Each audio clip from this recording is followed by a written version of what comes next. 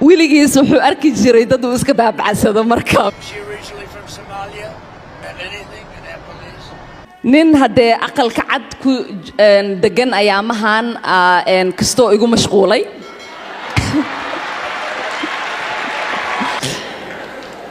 wiligiis wuxuu arki jiray dad uu iska daabacsado markaa miskiinta qaxooti ah oo madow oo muslimad ah wuxuu isdhahay waa daabacsan kartaa laakiin hadda dad geesiyaal inaan ka dhashay uusan ogeyn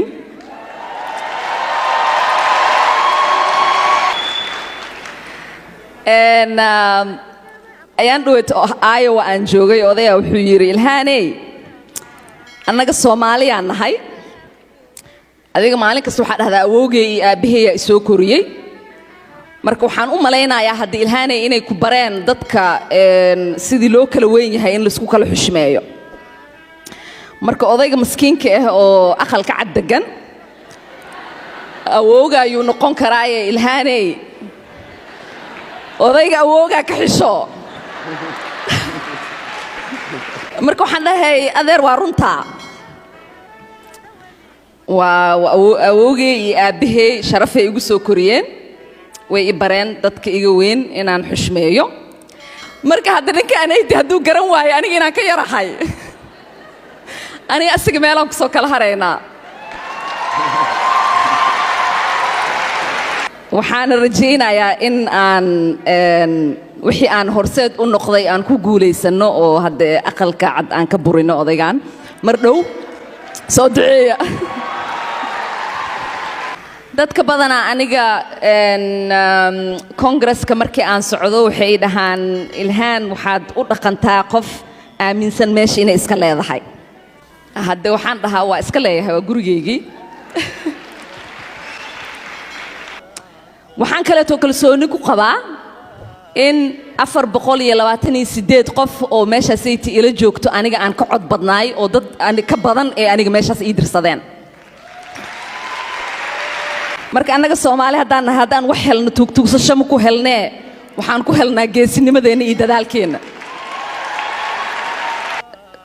aad ugu faraxsanahay in matal aan idin ahay oo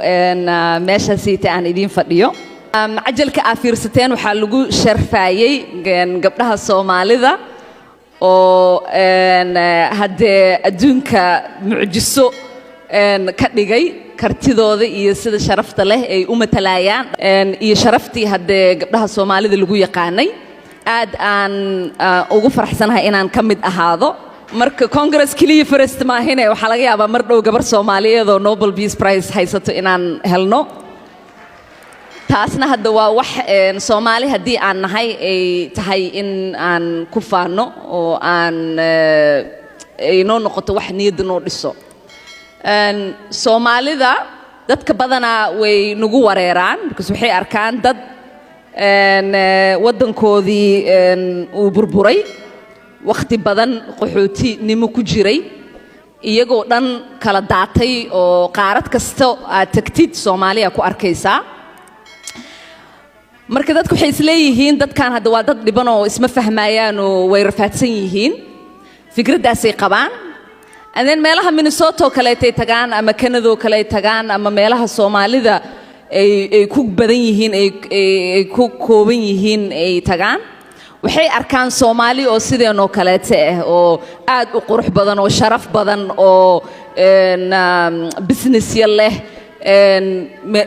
guusha ay gaareen aanan laga filanaynin dad 30 sano dib iyo dagaal iyo qaxootinimo ku jiray in ay gaari karaan taasna waxa suurtagelinaysa manihin annaga dad aaminsan in wixii maanta na haysto bari uu ka turjumi karo waxaan nahay dad aaminsan in aan wiligan dadaali karno oo wixii aan rabno aan heli karno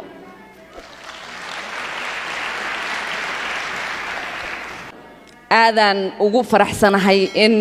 dad walaalahay ah oo aan isku dhiignahay oo aan iska warhayno oo nolosheenna iyo horumarka aan gaari doono ay isku xiran tahay oo fursad aan u helo in maalin Ilaahay keena aan u dagaaltamo magacooda iyo sharaftooda waa wax aniga aad iyo aad muhiim ii ah ducadiina iyo niyadaad igu haysiin iyo saad iiga fikiraysiinna waa inta kaliya dhiirigelinta ii ah oo geesinimada aan ku dhaqmo igiliso marka sidaa ii sharafteen ilaahay ha idin sharfo